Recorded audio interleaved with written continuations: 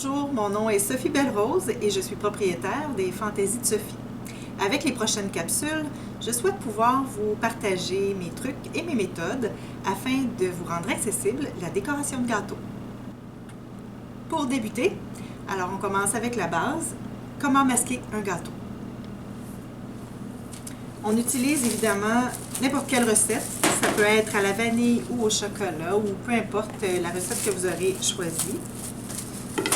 Quand on cuit les gâteaux, il est toujours préférable d'utiliser des moules à 2 pouces d'épaisseur. Plus épais, votre gâteau aura plus de difficulté à cuire à l'intérieur et puis sera probablement plus sec à l'extérieur. Alors, quand on veut faire des gâteaux et qu'on veut mettre plusieurs étages un par-dessus l'autre, c'est toujours plus esthétique si chacun de nos étages sont égaux. Alors, une bonne façon d'y arriver, c'est de découper nos étages de gâteaux qu'on va superposer à la même hauteur. Pour y arriver, on peut utiliser nos moules qui sont déjà à la bonne hauteur et découper directement à l'intérieur, comme ça ici. Alors, je vais m'assurer que mon gâteau aura bien 2 pouces de hauteur. Une autre façon d'y arriver, alors, avec des gâteaux démoulés,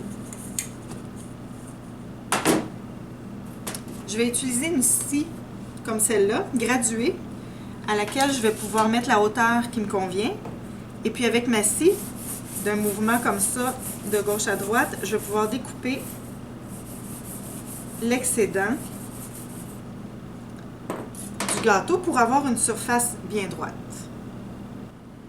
Alors, bien évidemment, on va mettre notre gâteau sur une assiette ou sur un carton. On va choisir le plus mince. Quand on va mettre seulement qu'un étage de gâteau, donc 2 pouces d'épaisseur, c'est pas très lourd et puis ça sera bien supporté sur une assiette de 1/8 de pouce d'épaisseur, c'est suffisant. Si on veut mettre 2 étages de gâteau, donc 4 pouces de haut pour notre gâteau, on est mieux avec un carton qui aura 1/4 de pouce d'épaisseur. C'est plus solide et puis ça supportera mieux notre gâteau. Si on prend un carton trop mince, c'est possible qu'avec la pesanteur, il plie comme ça. Et puis là, à ce moment-là, ben, on risque des accidents. Si on veut mettre notre gâteau de 2 étages, donc on se ramasse avec 8 pouces de haut, alors là, à ce moment-là, je vous conseille même d'y aller avec un carton encore plus épais qui aurait 1/2 pouce d'épaisseur. Alors, sur mon assiette ou mon carton, je vais toujours mettre une petite quantité de crémage. Question de bien faire adhérer mon gâteau, le coller en place si on veut. Alors, je m'assure qu'il est bien centré parce qu'évidemment, mon résultat final, je le veux bien droit. Alors, comme ça, bien au centre. Avant de mettre l'autre étage, je vais mettre une quantité de crémage entre mes 2 étages. Alors, j'applique une petite quantité à la fois et j'écrase. Alors, c'est pas comme une beurrée de beurre, là. C'est pas comme une tranche de pain sur laquelle je vais mettre du beurre d'arachide, là. Il faut vraiment écraser mon crémage. Question de ne pas faire relever les miettes. Alors, je veux un résultat parfait. Je veux pas avoir de miettes qui vont venir gâcher la décoration. Alors, je vais en rajouter comme ça de tout le tour, en m'assurant de toujours avoir la même épaisseur, c'est-à-dire au moins 1/4 de pouce toujours d'épaisseur de crémage sur ma surface. Alors, j'écrase tout le tour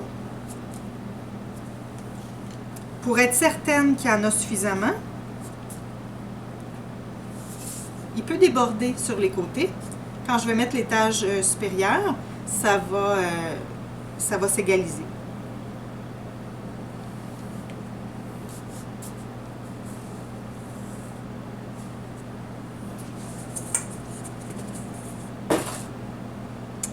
Alors, comme vous pouvez remarquer, jamais je vais mettre les gâteaux dans ce sens-ci. Ce côté-là a été découpé justement pour égaliser. Mais c'est sûr que c'est moins droit que si j'utilise le fond du moule. Alors, je vais toujours travailler mes gâteaux, je vais toujours décorer la surface intérieure du moule. Donc, je le tourne à l'envers et puis j'appuie bien sur mon étage Question d'éviter qu'il y ait des bulles d'air ou des espaces à l'intérieur qui seraient sans crémage. Voilà. L'étape suivante va servir à sceller les miettes. Donc, s'assurer que les miettes ne paraîtront pas à la finition. Alors là, à ce moment-là, je mets vraiment une couche très, très mince. Et puis, je vais vraiment frôler ma surface. Question de m'assurer que partout, il n'y a plus d'espace qui ne sont pas recouverts de crémage. Voilà, vous voyez ici, on a comme des espaces. On va les remplir. On va avoir une surface bien droite. Et puis à cette étape-ci, ce qui est important, c'est pas tellement que ce soit beau, mais que toutes les miettes soient prises dans la première couche. Alors, on termine de recouvrir notre gâteau. Comme vous pouvez constater, c'est pas parfait. Mais à cette étape-ci, c'est pas important. Ce qui est important à cette étape-ci, c'est de s'assurer qu'il y a une couche de crémage partout, que je ne vois pas de possibilité que l'air puisse aller assécher mon gâteau, et puis que ma surface soit droite autant que possible. Alors, à cette étape-ci, on va mettre notre gâteau au réfrigérateur pendant 20 à 30 minutes, question qu'il puisse durcir pour qu'on puisse mettre la couche de finition par la suite. On est donc rendu à la couche de finition. Alors, comme je vous l'ai indiqué tout à l'heure, on y va une petite quantité à la fois et puis on écrase. Là, évidemment, notre première couche a scellé les miettes, mais si on applique trop près, et on écrase notre crémage trop près de notre surface, on va les faire relever de toute façon.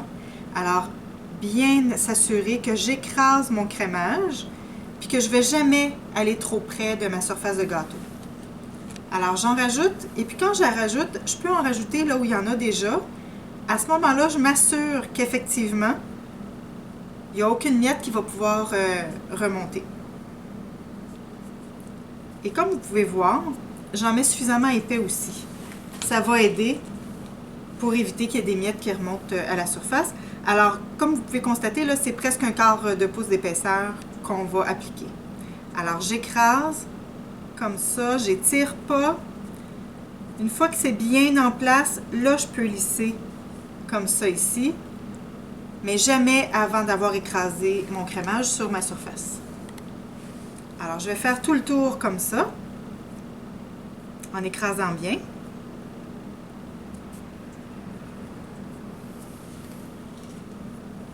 Et voilà.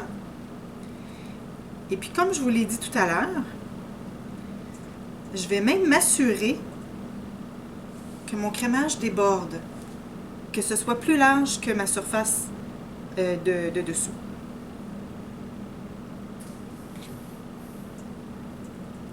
Voilà. Alors, ma première couche du dessus est appliquée. Quand je vais en rajouter sur les côtés, alors même principe, je vais mettre une petite quantité à la fois en écrasant sur ma surface.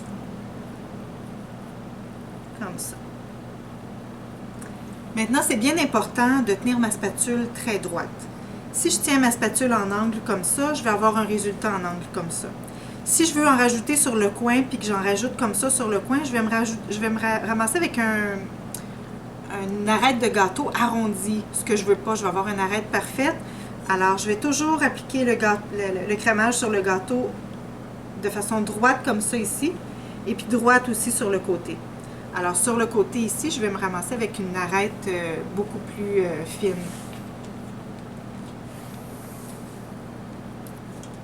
Alors, j'ajoute le crémage toujours en poussant vers ma surface de gâteau. Alors, j'écrase, j'étire pas. Ça. Alors, comme vous pouvez voir, mon côté est bien droit. Et puis, j'en ai suffisamment épais pour être certaine que les miettes ne relèveront pas. Alors, une fois qu'on a fait tout le tour, qu'on a comblé tous les espaces où on peut voir le gâteau. Voilà. Alors là, on veut terminer avec des arêtes bien droites. Alors tout le crémage qui déborde comme ça, c'est important qu'il soit là parce que je vais l'utiliser pour enlever l'arête. Ça va me faire une surface de gâteau parfaite, bien droite. Vous voyez? Alors je coupe vers l'intérieur. Ça enlève l'excédent de crémage qui pouvait s'y trouver. Et puis mon gâteau est totalement et parfaitement à angle droit.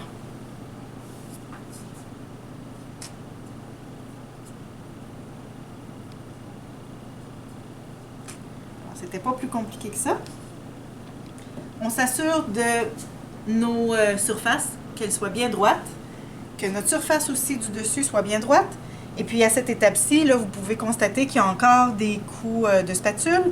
Les surfaces ne sont pas parfaites, mais on va les rendre parfaitement lisses à la prochaine étape qui est le lissage. Je la porte au réfrigérateur pour encore une fois un autre 20 à 30 minutes. Alors on est enfin à l'étape de lissage. J'ai rempli un chaudron, un récipient, peu importe, d'eau chaude pour pouvoir avoir une différence de chaleur entre ma spatule et le gâteau qui est très froid. Alors je vais simplement tremper ma spatule dans l'eau chaude et puis ma spatule mouillée, je vais simplement qu'aller flatter ma surface. Alors, je fais plusieurs passages pour m'assurer d'avoir une surface parfaite sans aucun défaut. Alors, j'essaie pas de me rendre trop loin. Je vais vraiment replonger ma spatule dans l'eau chaude chaque fois que je vais vouloir faire un passage. Voilà.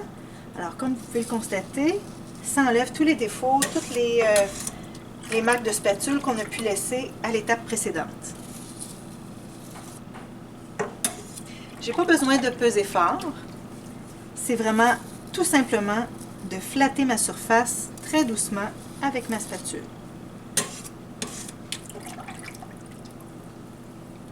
Voilà. Pour faire le dessus, en faisant le pourtour, j'ai fait déborder un petit peu le crémage. Pour m'assurer que ça ne m'embête pas trop, je vais le retirer. Alors, ce que j'ai trop sur mon arête, je vais simplement aller l'enlever avec ma spatule très doucement. Alors, toujours en plongeant ma spatule dans l'eau chaude, je vais partir de l'extérieur vers l'intérieur. Voilà. Et puis, je m'assure toujours que ma poignée ne touche pas ma surface parce que sinon, je vais laisser des marques. Alors, pour ça, je ne peux pas aller lisser le milieu comme ça, de cette façon-là. Vous voyez, là, ma spatule toucherait à mon gâteau. Alors, je vais toujours partir de l'extérieur vers l'intérieur en m'assurant que ce soit simplement que la lame soit en contact avec ma surface de gâteau. Alors, de l'extérieur à l'intérieur, comme ça. Et puis, je fais le tour de mon gâteau de la même façon. Alors, évidemment, ça laisse de l'eau sur le carton. C'est pas plus grave. On va simplement enlever l'excédent et essuyer.